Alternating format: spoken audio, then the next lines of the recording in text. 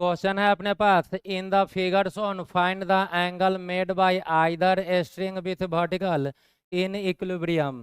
Question में आपको दिख रहा होगा कि दो स्ट्रिंग है और दोनों से दो आइडेंटिकल मास, जिसका मास m है, सस्पेंडेड है।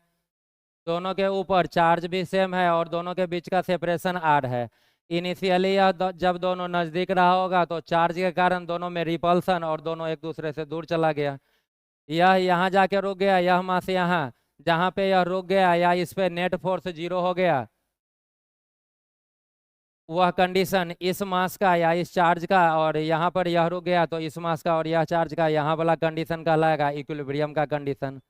तो आपसे बोला कि इस वाले फिगर में इक्विलिब्रियम कंडीशन में angle made by either string with vertical, या तो यह स्ट्रिंग वर्टिकल के साथ या फिर यह स्ट्रिंग वर्टिकल के साथ जो एंगल थीटा बनाया, उस एंगल का वैल्यू पूछ लिया। मासेस आर आइडेंटिकल आपको दिख रहा है, strings are of equal length, दोनों स्ट्रिंग का लेंथ भी इक्वल है।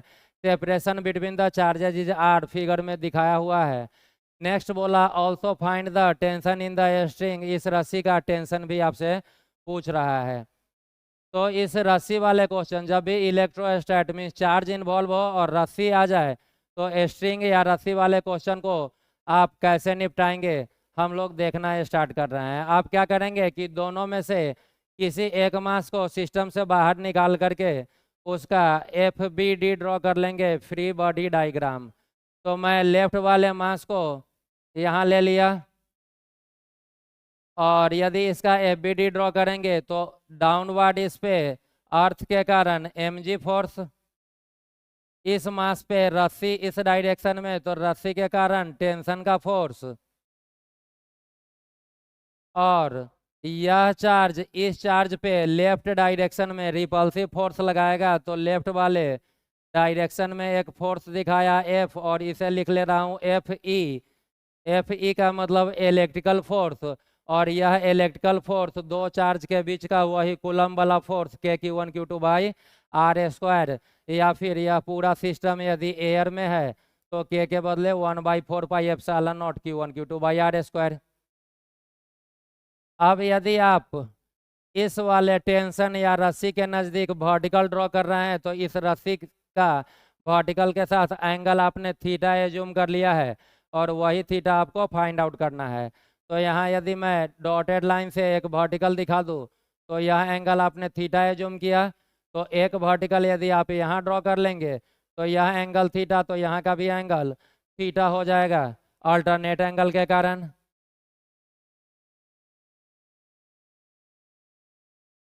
अब इस वर्टिकल को मैं मिटा देता हूँ।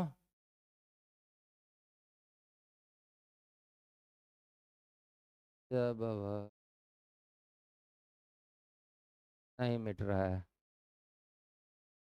चलिए नेक्स्ट स्टेप में मैं क्या करूँगा कि इस टेंशन का हॉरिजेंटल डायरेक्शन और इस टेंशन का वर्टिकल डायरेक्शन, दोनों डायरेक्शन में कंपोनेंट, तो T वर्टिकल से थीटा बनाया, और जिसके साथ थीटा एंगल बनता है उसके साथ कॉस, तो T का वर्टिकल के साथ कंपोनेंट T कॉस थीटा, और यह एंगल 90 माइनस थीटा, तो जिसके साथ 90 माइनस थीटा बनता है उसके साथ साइन, तो T का horizontal component T sine theta.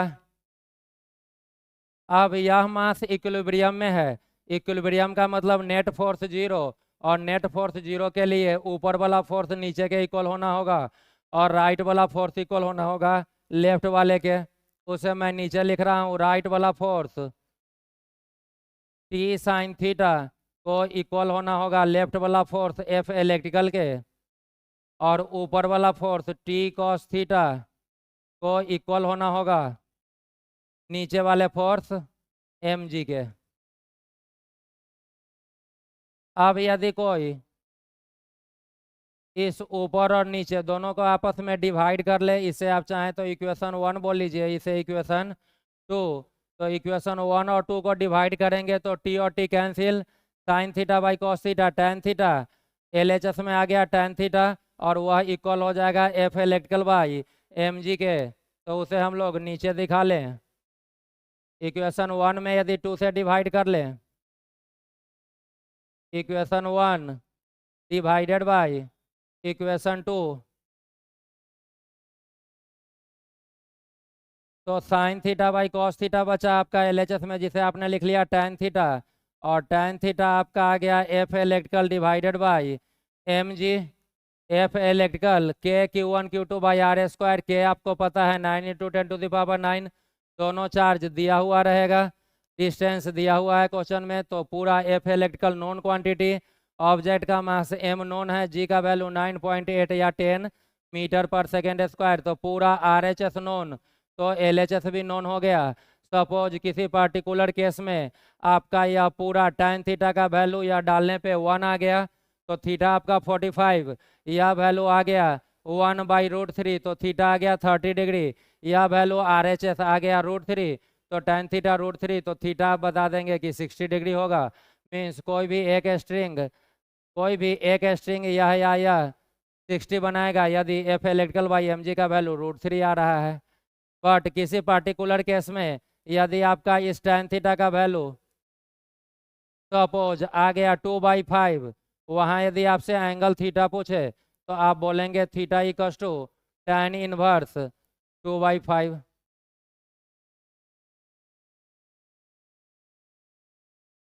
तो इस वाले क्वेश्चन में आपको एंगल निकालना था, एंगल मीन्स थीटा निकालना था। तो यदि आप यहाँ से थीटा के लिए कैलकुलेट करेंगे तो थीटा आपका हो जाएगा tan इनवर्स Fe/mg। तो क्वेश्चन के फर्स्ट पार्ट में जो आपसे एंगल पूछा था उस एंगल का वैल्यू यह होगा, लेकिन इस पार्टिकुलर स्ट्रिंग वाले क्वेश्चन का रिजल्ट आप इस बॉक्स को याद रखेंगे कि जब भी रस्सी वाला क्वेश्चन दे दे और आपसे एंगल पूछे तो tan theta equal to F electrical by mg use कीजिए, और वहां से फिर आप थीटा पे जाइए। इस फॉर्म में याद रखना थोड़ा टफ है। किसी क्वेश्चन में ऐसा भी हो सकता है कि आपको थीटा पहले से बता दे, तो थीटा नोन हो गया। अब अननोन क्या क्या, तो यहाँ पर के नोन है, Q1 Q2 चार्ज आइडेंटिकल है तो चार्ज को अननोन कर दे, आर दे दे एम दे दे, तो पूरे में एक अननोन आपका Q आ गया। तो यदि थीटा दे दे तो आपका Q मिल गया। किसी क्वेश्चन में थीटा दे दे, Q दे दे, एम दे दे, तो आर अननोन है, वहाँ भी यही इक्वेशन यूज करेंगे। और किसी अदर क्वेश्चन में थीटा दे, Q दे, आर दे और बॉडी का मास पूछ ले, तो अननोन अभी भी केवल मास एक अननोन है, इसी इक्वेशन का यूज करेंगे। तो आप याद रख सकते हैं कि रस्सी वाले क्वेश्चन में, इलेक्ट्रोस्टैट में जब भी स्ट्रिंग वाला क्वेश्चन आ जाए और एंगल वगैरह का जिक्र हो तो आप हमेशा रिजल्ट यूज किया कीजिए tan theta equal to F electrical divided by mg। अब नेक्स्ट पार्ट था कि आपसे पूछ रहा था कि स्ट्रिंग का टेंशन बताइए।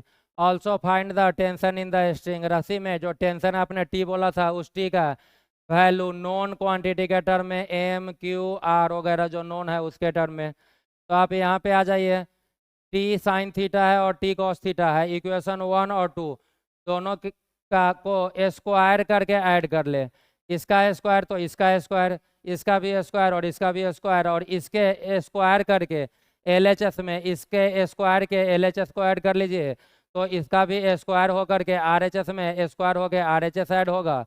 तो जैसे ही आप ऐड करेंगे तो यह T square sine square theta plus T square cos square theta, T square common हो जाएगा, ब्रैकेट में sine square theta plus cos square theta को 1 लिखेंगे, तो यह पूरा LHS आपका केवल बचेगा टी स्क्वायर। RHS में आएगा F E square plus mg square, तो टी स्क्वायर यदि आया F E square plus mg square, तो टी आपका आ जाएगा root under F E square plus mg square.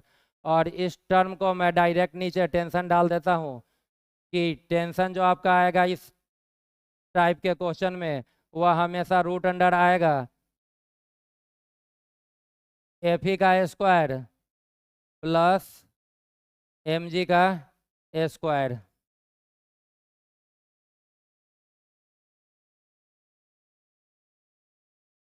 तो आप यदि एक फॉर्मूला याद कर लेते हैं एंगल वाला, tan theta equal to F electrical by mg, और जब भी आपको tan थीटा एंगल ना निकाल के टेंशन निकालना हो तो आप क्या कर लीजिए, पहले रूट ले लीजिए, पहले ऊपर वाले का स्क्वायर प्लस दे करके नीचे वाले का स्क्वायर, तो टेंशन आएगा root under F E square plus दे करके नीचे वाला mg का स्क्वायर।